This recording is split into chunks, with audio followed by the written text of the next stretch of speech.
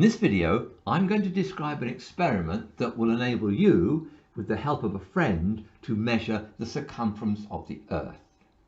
There are a couple of restrictions. First of all, you both need to live on the same line of latitude. That means you live north-south of each other. And you also need to live a good distance apart. I think probably 200 kilometers is a sort of minimum value, and anything, well, up to 1,000 or so would be even better. Within reason, the longer the distance, the more accurate the value you'll get. Next then, you need a certain number of things at each location. First of all, a map of the country so that you can actually measure how far apart you live. Next, a ruler and a measuring tape. Then a straight stick at least 1.5 meters long. The one I use actually is 2.2 meters long. A telephone connection, mobile phone, between the two of you. A compass, it'll be useful, but it's not essential. And since we're going to use the sun as part of the experiment, it must be a sunny day. And by the way, just look at the warning on the screen here. Do not look directly at the sun. It can damage your eyes. So what do we do? Well, you each put your sticks in the ground. Now I've said they need to be at least 1.5 meters long, but they don't have to be the same length. As long as you measure the height of the stick above the ground, L1 and L2. So those need to be measured. You must record those. Next, communicate with your friend and decide when you're going to do this experiment, because you must do it together at the same time. And you must do it when the sun is due south of both observers, yourself and your friend. How do you know if it's due south?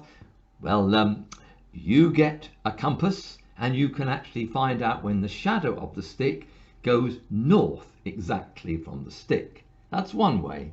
Another way is to find the position of shortest shadow, and at that time means that the sun will be exactly due south of your stick. Next, measure the length S1 of your shadow if you're the location 1, and S2 if your friend is at location 2. And what can you get from that? Well, you can get the angle A1 and A2.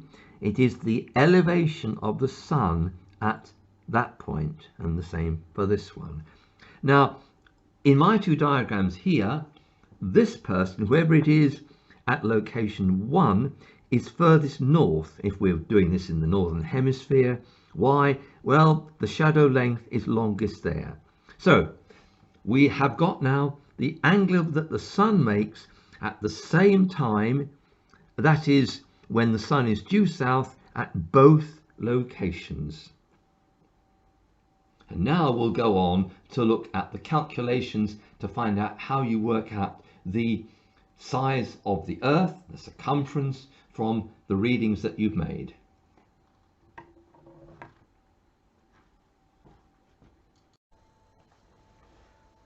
Now we've sort of stepped back now to take a larger view. So you can now see the two sticks marked there and there. And because they're verticals, if you were to produce the line onwards from the vertical of each stick, they will meet at the center of the Earth. And you can see the two shadows. This is a much exaggerated version because I've got to show big enough angles to mark. So you've measured angle A1, remember that was at the location 1, and A2, the angle at location 2. And they were the angle, remember, that the sun's rays formed with the surface of the Earth. And therefore, if you look at the geometry of the thing, the difference between A1 and A2 will be the angle where the two vertical lines meet at the center of the Earth. And therefore, we know that angle. But what else do we know? Well, you've already looked up this distance between location 1 and location 2. So we know the angle at the centre of the Earth.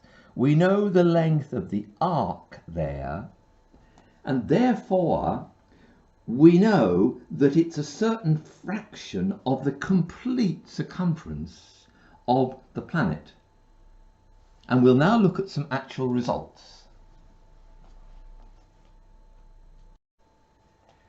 This is the results of a set of measurements that I took earlier on. And for this, location 2 is 1250 kilometers south of location 1. Now, both of them were in the northern hemisphere. Now for the shadow length. The shadow lengths of these meter-long sticks that were placed vertically in the ground at location 2 was 60 centimeters, and in location 1 was 90 centimeters. And remember, they were both taken at the same time. And you can see that the shadow length for location 1, that's the one that's further north, was bigger than the shadow length at location 2.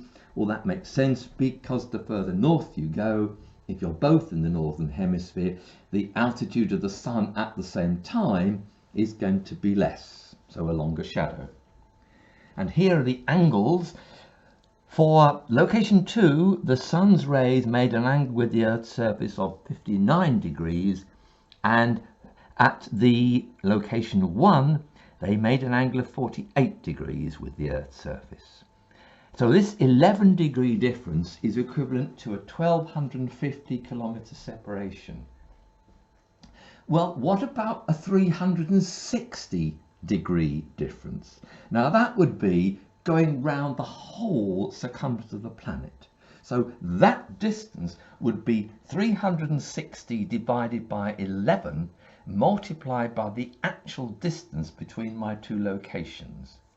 And therefore the circumference of the Earth is 360 over 11 times 1250, which is 40,909 kilometers.